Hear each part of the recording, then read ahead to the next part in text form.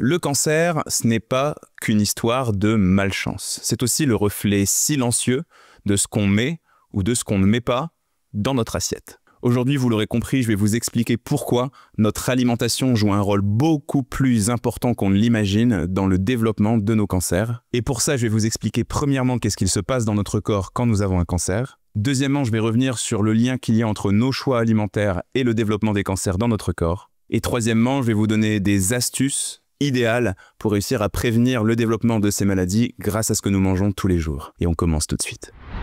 Alors premièrement, commençons par regarder qu'est-ce que c'est qu'un cancer. C'est vrai que le cancer, c'est un mot qui fait peur, à juste titre d'ailleurs, on en entend énormément parler, mais on ne vous explique pas forcément qu'est-ce que c'est que cette maladie. Et ici, il faut bien garder en tête qu'à l'inverse de la plupart des maladies, on n'est pas sur un ennemi qui va s'installer dans notre corps, comme un parasite, comme un virus ou encore comme une bactérie. Non, le cancer, ça désigne plutôt une dérive, quelque chose qui fonctionne mal dans notre corps. Bien, reprenons à la base. Notre corps est composé de milliards de petites briques qu'on appelle des cellules. Il y a différentes cellules dans notre corps, certaines composent le muscle, d'autres composent le gras, ou encore par exemple, d'autres composent nos os. Bien qu'elles soient toutes différentes, ces cellules sont en réalité des copier-coller de quelque chose qui nous constitue et qui nous différencie tous en tant qu'être humain, notre ADN. Mais le problème, c'est que bien qu'on parte toujours de la même information, c'est-à-dire notre ADN, il y a un nombre de cellules absolument phénoménales qui, à l'échelle d'une vie, vont mourir et ensuite être remplacées. Ça veut dire que ce copier-coller de notre ADN va se produire à de très nombreuses reprises et malheureusement, il y a un risque qu'une fois, ce copier-coller se passe mal. Quand cette erreur de copier-coller se passe, on dit qu'on a une mutation. Ça veut donc dire qu'à l'inverse de toutes les autres cellules qui composent notre corps, il y en a une qui est différente. En parallèle de ça, il faut bien garder en tête que dans notre corps, il y a des règles. Et il y a notamment une certaine forme de hiérarchie entre certaines cellules qui doivent mourir, et c'est complètement normal, et d'autres cellules qui doivent être créées pour les remplacer. Par exemple, dans nos os, on a des cellules qu'on appelle les ostéoblastes et les ostéoclastes, et ces deux cellules sont complètement différentes puisque certaines vont détruire de l'os et d'autres vont en créer, notamment pour le renforcer. Quand vous faites du sport et que par exemple vous avez des courbatures, c'est un peu la même logique finalement. Vous allez abîmer, vous allez détruire des cellules et finalement vous allez les recréer plus forts ensuite. C'est notamment comme ça qu'on prend du muscle ou encore qu'on prend de la force. Et bien dans le cadre d'un cancer, avec cette cellule qui a muté, c'est complètement le bazar. L'ordre qui lui est donné par notre organisme de mourir ou au moins d'arrêter de se démultiplier n'est pas du tout respecté. Mais pour comprendre le mécanisme d'un cancer, on peut même aller un petit peu plus loin. Parce que le corps est quand même censé se défendre face à cette menace. Il a deux manières de faire les choses. Premièrement, dans notre ADN, les cellules ont un peu une sorte de date de péremption, un peu une sorte d'obsolescence programmée d'une certaine manière. Ça veut dire que la mort de la cellule, elle est programmée au bout d'un certain temps. Eh bien, une cellule cancéreuse ne répond pas à cette règle. Deuxièmement, si cette première action pour se débarrasser d'une cellule qui est programmée ne fonctionne pas, le corps peut se défendre, notamment grâce au système immunitaire. Il peut envoyer des éclaireurs d'une certaine manière pour se débarrasser de cette cellule. Et bien, comme l'étude scientifique que je vous remets juste ici et dans la description l'a montré, dans le cadre d'un cancer, ça non plus, ça ne fonctionne pas. Un petit peu comme si les éclaireurs que le corps envoie devenaient aveugles, ou plutôt comme si la cellule cancéreuse avait la capacité de se cacher. Et ici, comme je vous le disais en introduction, il y a deux choses qui peuvent expliquer ça. Premièrement, la malchance, d'une certaine manière. Je dirais même l'héritage génétique, c'est-à-dire le patrimoine cellulaire que nos parents nous ont transmis, de la même logique que ce qu'on appelle les antécédents d'un point de vue familial. Ou une famille, par exemple, dans laquelle il y a beaucoup de cancers du poumon, eh bien, on va se le transmettre de génération en génération, et donc le cancer du poumon va être un petit peu plus présent chez les enfants, les petits-enfants, etc., etc. Mais il y a autre chose qui, cette fois, n'est pas liée au fatalisme. Parce que, comme je vous l'ai dit tout à l'heure, c'est une cellule qui se recrée qui va donner un cancer. Donc plus on va détruire de cellules, plus on va devoir en recréer. Donc plus on a des habitudes au quotidien, alimentaires, tabagisme, etc., qui ne sont pas les bonnes, plus on tue de cellules parce qu'on ne prend pas soin de son corps, et donc plus on en recrée. Et ainsi, plus on augmente le risque qu'un jour, une de ces cellules soit étrange, soit différente, soit donc cancéreuse. Avant de passer au deuxième chapitre et que je vous explique réellement le lien entre l'alimentation et les cancers, je prends quelques secondes pour vous rappeler que si vous voulez perdre du poids sans passer 1 heure à cuisiner tous les soirs, je mets à votre disposition une semaine de menu équilibré avec 4 repas par jour, accompagné des fiches recettes et des listes de courses. C'est complètement gratuit, ça se trouve dans la description sous la vidéo, et sachez que ce ne sont que des menus qui prennent moins de 20 minutes pour être préparés. N'hésitez pas. Bien, maintenant que vous avez compris le mécanisme, allons un petit peu plus loin. Essayons de comprendre le lien entre nos habitudes, ou notre environnement si vous préférez, et les risques d'avoir un cancer. Bien, alors ici, il y a 2 aspects. Premier mot important, la génétique. La génétique, vous le savez, j'en ai déjà parlé au début de cette vidéo, c'est ce que vos parents vous lèguent. C'est-à-dire que c'est un peu une fatalité d'une certaine manière. Vos 2 parents ont les yeux bleus, il y a de grandes chances que vous ayez les yeux bleus. Vous ne pouvez pas y changer grand-chose. Dans le cancer, c'est une réalité aussi, mais à mon avis, il ne faut pas être fataliste. C'est-à-dire qu'il ne faut pas mettre son attention au sein des choses que vous ne contrôlez pas. Et c'est là que le deuxième aspect du cancer est intéressant, et cette fois, on va appeler ça l'épigénétisme. Ça veut dire que, certes, il va y avoir plus de risques de déclarer une maladie selon les antécédents de vos parents. On l'a bien compris. Mais ce sont surtout vos habitudes qui peuvent activer ou pas, qui peuvent augmenter ou pas les risques d'avoir ce cancer. Ce que j'entends par là, c'est que si vos 2 parents, par exemple, ont eu un cancer du poumon, bien sûr que vous avez beaucoup plus de risques d'avoir un cancer du poumon, mais bien sûr, surtout, que vous augmentez grandement vos risques d'avoir un cancer du poumon, comme vos parents, si vous fumez un paquet de clopes par jour. Attention, calmez-vous dans les commentaires. Bien évidemment qu'on connaît tous ces exemples de personnes qui ont une vie hyper simple, qui n'ont jamais fumé une clope de leur vie, qui n'ont jamais mangé industriel de leur vie et qui malheureusement vont quand même avoir un cancer. Ok, mais ne faisons pas preuve de mauvaise foi, soyons honnêtes, c'est avant toute chose nos comportements, notre environnement qui vont être connectés à la prévalence des cancers ou pas. Et ici, c'est d'ailleurs la raison pour laquelle je fais cette vidéo, il faut bien garder en tête que le facteur aggravant, ou pas d'ailleurs, qui est connecté au risque que vous ayez un cancer, le premier, c'est votre alimentation. Et d'ailleurs, je vous remets juste ici et dans la description une étude scientifique qui avance que près d'un cancer sur 2, plus de 40% des cancers, pourraient être évités avec une alimentation équilibrée. C'est juste gigantesque. Et en fait, ici, ça revêt 3 aspects. Premièrement, il faut bien évidemment que votre corps soit bien nourri pour qu'il puisse bien fonctionner. Deuxièmement, il faut aussi éviter, par le biais de votre alimentation, d'apporter des perturbateurs, d'apporter des ennemis d'une certaine manière. Les aliments de mauvaise qualité, les produits chimiques, les pesticides, les additifs, etc. Et puis troisièmement, il faut s'assurer que, notamment grâce à nos habitudes alimentaires, on apporte à notre corps tout ce qu'il lui faut pour pouvoir se défendre contre ces potentiels agresseurs. Et c'est en ça que je pense que certes, c'est très bien de dépenser des fortunes, notamment en recherche, pour éradiquer le cancer, pour trouver un traitement, pour détruire le cancer une fois qu'il est installé. Mais je pense que le premier combat, il est surtout préventif. Le meilleur moyen de se débarrasser du cancer, c'est de mettre toutes les chances de notre côté pour qu'il ne pointe jamais le bout de son nez. C'est ce qu'on appelle de la prévention primaire, ça veut dire agir avant qu'il y ait un problème, et sans vouloir rentrer dans des discussions politiques, c'est vraiment pas le moment vu le gouvernement, je pense qu'on fait un petit peu erreur en France, à la différence de certains pays, notamment des pays du nord de l'Europe, tels que les pays scandinaves, où à mon avis on devrait faire beaucoup plus de prévention et un petit peu moins de soins. Ok, c'est bien beau tout ça, vous en savez un peu plus sur le cancer, mais ce qui vous a amené sur cette vidéo, à mon avis, c'est qu'est-ce qu'on fait concrètement? Comment manger équilibré ou quelles astuces alimentaires adopter pour éviter d'avoir un cancer? Et c'est ce qu'on regarde tout de suite. Premièrement, on veut réduire au maximum les risques d'avoir une mutation cellulaire. Donc on veut éviter de détruire trop de cellules pour en recréer trop et augmenter les risques qu'elles soient bizarres. Je vous l'ai expliqué en début de vidéo. Ok.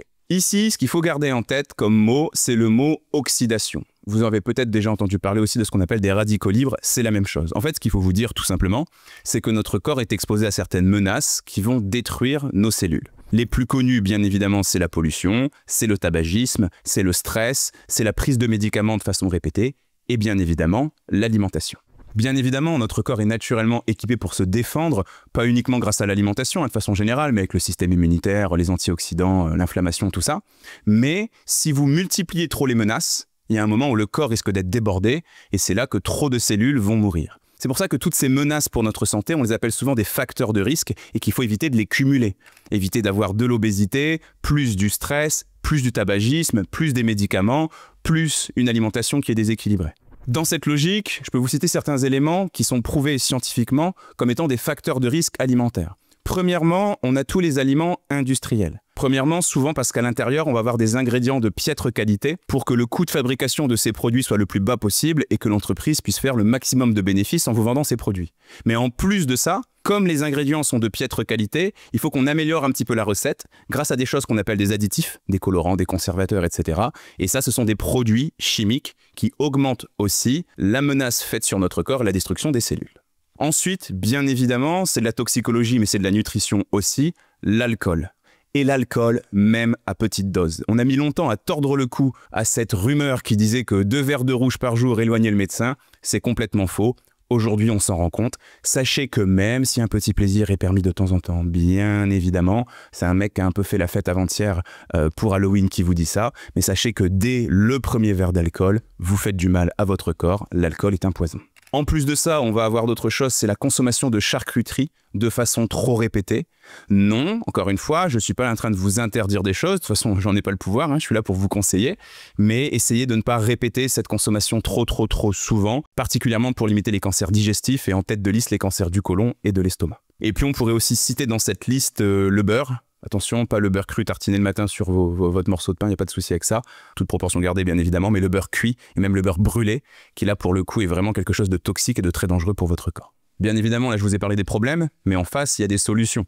Donc, vous pouvez équilibrer un petit peu les choses, vous pouvez aider à réparer votre corps avec ces solutions. Ces aliments qui vont surtout nous intéresser ici sont des aliments qui contiennent des antioxydants, justement pour réparer les cellules un petit peu menacées. Ici, on va retrouver tous les fruits et légumes, s'il vous plaît, de saison, locaux, et bio si possible. Je sais que ça coûte cher, mais si vous pouvez en consommer de meilleure qualité, forcément c'est mieux pour vous. On va retrouver aussi toutes les épices et les aromates. On va retrouver les poissons gras. Ici aussi, pensez à varier les poissons gras parce que les rivières et les océans sont pollués. Donc il vaut mieux avoir une alimentation un petit peu variée par rapport à ça et privilégier des poissons gras de petite taille qui sont en tout début de chaîne alimentaire. Je pense à la sardine, au maquereau ou encore au hareng par exemple. Je pense aussi aux fruits à coque oléagineux, les noix, les noisettes, les amandes, les pistaches, pas salés ni grillés s'il vous plaît, les bonnes huiles aussi, l'huile d'olive, l'huile de noix, l'huile de lin, l'huile de colza par exemple, mais aussi, encore une fois, attention en termes de quantité, le chocolat noir très intéressant et des choses comme le thé vert qui, consommé dans les bonnes quantités, exerce une action antioxydante, donc anti-cancer très intéressante. Bien, le premier axe de travail au niveau alimentaire, je vous l'ai expliqué, c'était de limiter la mutation des cellules. Mais ce qu'on peut aussi essayer de faire, c'est éviter la prolifération et éviter la croissance de ces cellules. Ici, il faut s'attarder à un autre mécanisme du corps, dont je parle très souvent sur cette chaîne, qui est l'inflammation. L'inflammation, c'est quelque chose de complètement normal qui se passe dans notre corps.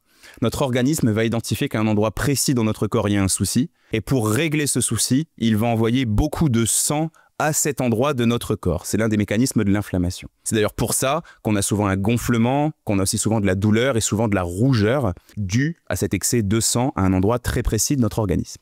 Un petit peu d'inflammation, c'est complètement normal, mais trop d'inflammation, c'est dangereux. C'est d'ailleurs pour ça que votre médecin vous met parfois sous anti-inflammatoire. Eh bien, sachez qu'il y a des aliments qui eux aussi sont des anti-inflammatoires. Le premier des anti-inflammatoires super important, c'est l'eau. On n'en parle pas assez, mais boire suffisamment est aussi important que manger équilibré. Pourquoi on n'en parle pas tant que ça? Parce que le conseil par rapport à l'eau, il tient en une phrase, alors que pour l'alimentation, vous voyez que c'est beaucoup plus complexe. Mais ne nous trompons surtout pas au sujet de l'eau, c'est absolument essentiel que vous vous hydratiez suffisamment. Et ici, vous connaissez la réglementation, à peu près 1,5 litre d'eau par jour, ce qui représente à peu près 8 verres d'eau de la taille des verres qu'on avait à la cantine, ceux où on regardait notre âge au fond du verre, vous connaissez ça. Ensuite, on va retrouver des molécules dont je parle très souvent aussi, ce sont les oméga 3. Les oméga 3, ce sont des graisses qu'on va retrouver dans certains aliments, tels que les poissons gras, tels que les mollusques, les crustacés, les fruits secs oléagineux, certaines bonnes huiles et certains œufs bio de très bonne qualité quand les poules sont nourries aux graines de lin, par exemple les œufs de la filière bleu blanc cœur. Et ensuite, la nature est bien faite, vous allez le voir, parce qu'on retrouve aussi beaucoup d'anti-inflammatoires dans les mêmes aliments qui sont aussi des antioxydants. Donc pensez aux fruits, pensez aux légumes et pensez aux épices et aux aromates. Bien sûr, à l'inverse des aliments anti-inflammatoires, il y a des aliments qui augmentent l'inflammation, qu'on appelle pro-inflammatoires. Ici, ça va être les sucres, particulièrement les sucres de mauvaise qualité, industriels. Je pense aux sodas, aux bonbons, aux glaces, vous voyez, toutes ces choses-là. Le sucre naturel de certains fruits ou même de certains légumes ou le sucre naturel du miel ne pose pas de soucis. Tout dépend de la quantité, encore une fois, bien évidemment. Et puis, autre aliment pro-inflammatoire, ça va être les graisses, particulièrement les graisses de très mauvaise qualité. On a parlé des graisses de charcuterie, la viande rouge en excès, ce qu'on appelle les graisses saturées. Mais méfiez-vous surtout de ce qu'on appelle les graisses trans, c'est-à-dire toutes les graisses qu'on va retrouver, encore une fois, dans les produits transformés. Je pense aux biscuits, au pain de mie ou encore à la margarine quand je vous parle de ça. Troisième et dernier pilier alimentaire. Je viens de vous expliquer qu'il fallait qu'on limite la mutation des cellules. Deuxièmement, qu'on limite leur croissance. Troisième axe de travail, on peut éviter de les alimenter, ces cellules. On peut leur couper les vivres d'une certaine manière. Ici, vous le savez peut-être, le carburant préféré des cellules, et surtout des cellules cancéreuses, c'est le sucre. Ah, attention, je ne suis pas du tout fan d'une alimentation cétogène par exemple, ou une alimentation dans laquelle il y aurait zéro sucre. Vous avez besoin de sucre, notamment parce que votre cerveau adore ça, mais plutôt du sucre de qualité.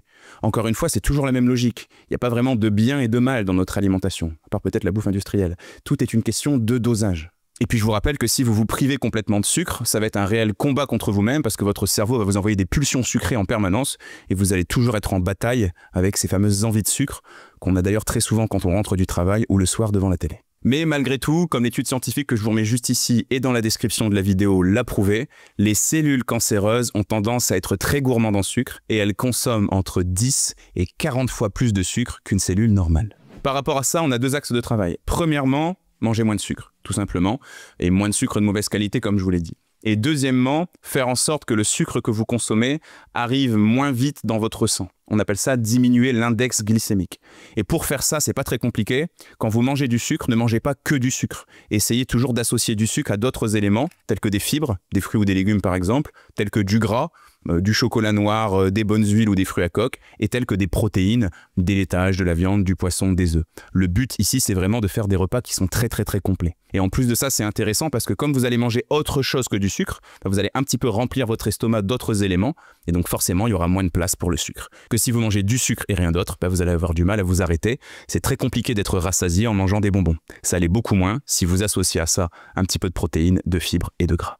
Bien, vous en savez désormais davantage au sujet du cancer. Mais sachez qu'on pourrait même s'inspirer de façon beaucoup plus concrète de ce qu'on fait dans certains endroits du globe, notamment certains pays ou certaines régions de la Terre qu'on appelle les zones bleues, les blue zones. C'est des zones où on mange mieux, où on a un meilleur environnement et où les gens vivent plus vieux et en meilleure santé. Si vous voulez en savoir plus, j'ai fait une vidéo sur le sujet que je vous remets juste ici, n'hésitez pas à aller voir ça et abonnez-vous à la chaîne si ce n'est pas encore fait. Salut!